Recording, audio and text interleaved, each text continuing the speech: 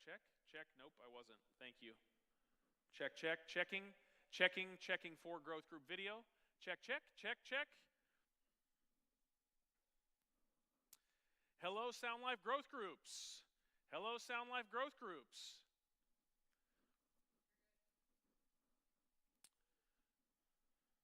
Okay. Let me just think for a second.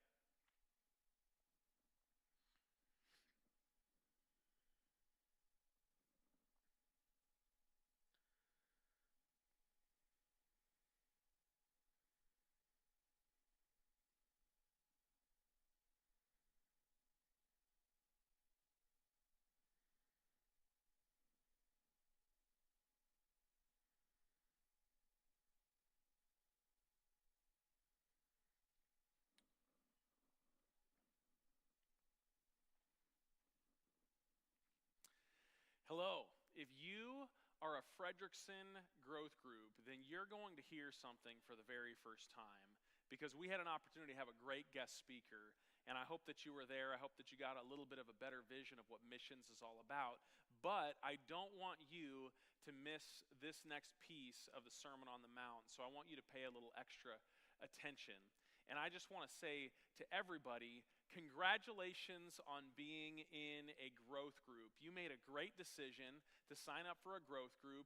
The people around you are people that God has chosen, whether you picked them or not, to help you grow in this season. And I just want to encourage you, stay the course. You might be sitting there right now, even a little bit uncomfortable, like, are we going to talk about the Bible together? I'm still getting to know people, and that's great.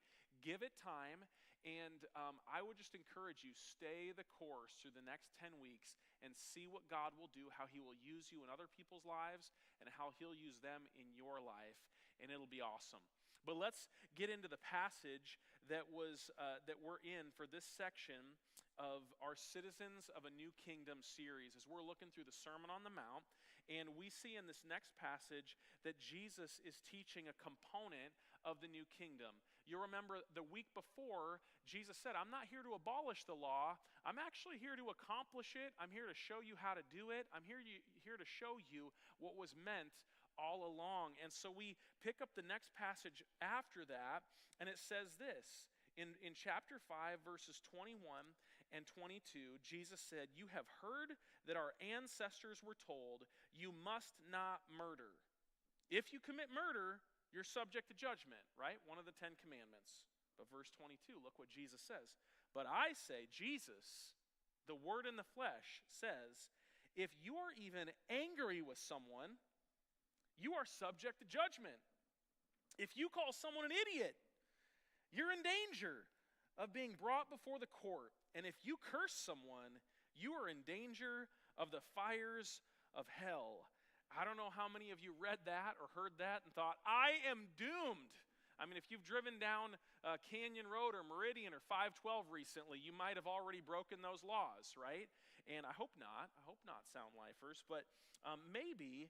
But I want you to understand this out of this passage this morning, as we talk about it in growth group. Remember this point, that citizens of Christ's kingdom are called to live differently in how we deal with our anger.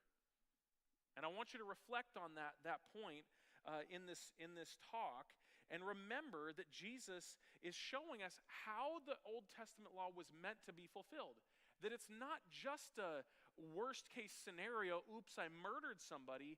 It's actually, is our heart already murdering someone? Is our mind, is our mouth already murdering someone? Jesus is showing that law, don't murder, is meant to extend to every capacity of relationship that we have. Now, this also is something we should be aware of as we go into a political season where there's extra things to make us angry, and many of our political leaders have made names for themselves by doing these things, calling other people idiots. We want to be careful as citizens of a new kingdom to not follow that version of leadership, but to follow Jesus's. So here's how Jesus talks about anger. Anger is a pretty natural human response. I don't know that any of us get through life without ever being angered. In fact, sometimes anger is even appropriate. Jesus experienced anger. We see anger expressed in the Psalms. Anger is a part of the human experience, but what Jesus is telling us here is that anger gives us an opportunity. It gives us an opportunity to either direct that anger into something constructive for the sake of relationship, or to express some sort of murderous thought, word, or even, God forbid, an action. So, we need to understand that we can be angry and not sin, but we also can allow our anger to lure us into sin. James 1 speaks to this, right? The passage in James that talks about when we're angry, we should be quick to listen, slow to speak, and slow to get angry or to express our anger. Now, I'll be the first to say, I haven't always used that tactic, but that's what the Word tells us how we should funnel our emotions and our anger. And when we do that, often we preserve relationship rather than murder a relationship, right? Which goes on then in Matthew 5, verses 23 and on, Jesus says, here's the real goal of our conflict. Here's the real goal of our anger. He says, so if you are presenting a sacrifice at the altar, that means if you're at worship at church, and you suddenly remember that someone has something against you, valid or invalid, leave your sacrifice there at the altar, go and be reconciled to that person, and then come and offer your sacrifice to God.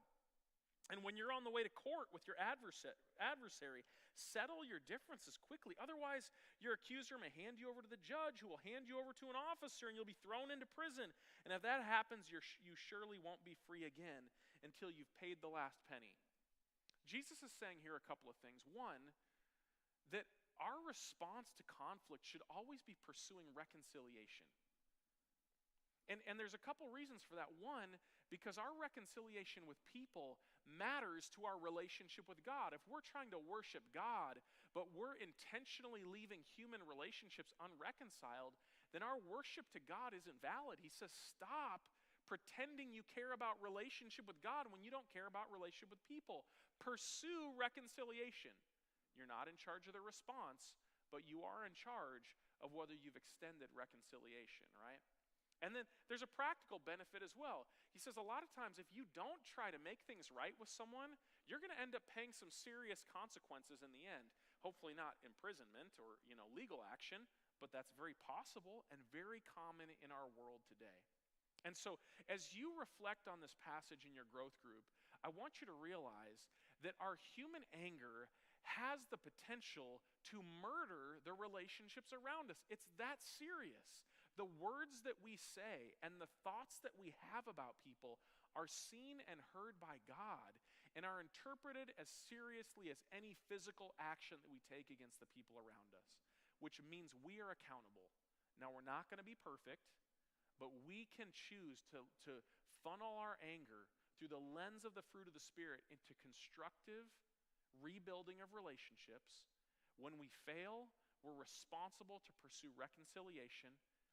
And that often means that we have to start with some forgiveness. We have to start with kind of some self-evaluation of where we might have done wrong.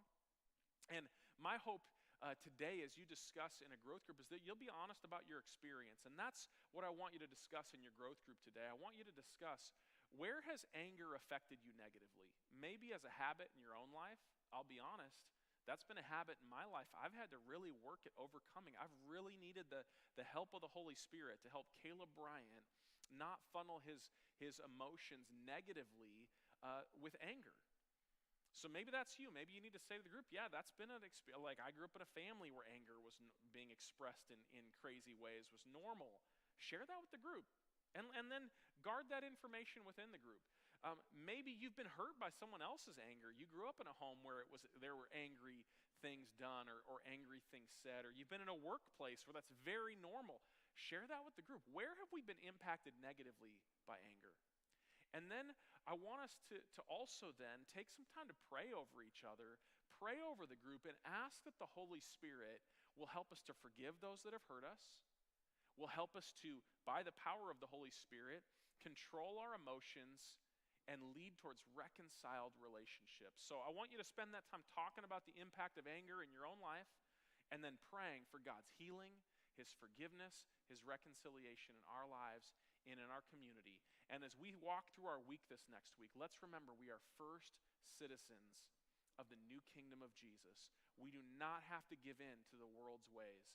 we can exhibit to the world a better way of dealing with our emotions and dealing with our anger.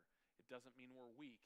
It actually means that we walk in the strongest power the world has ever known. So I'm with you on the journey. I'm going to be praying for you, and now I'm going to release you to have a great discussion in your growth group.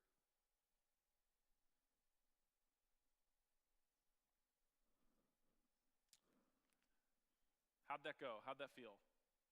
Was that all right? Felt very clunky to me.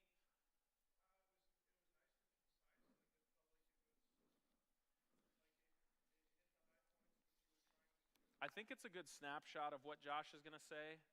Hopefully, it gives the Frederickson people enough to go with.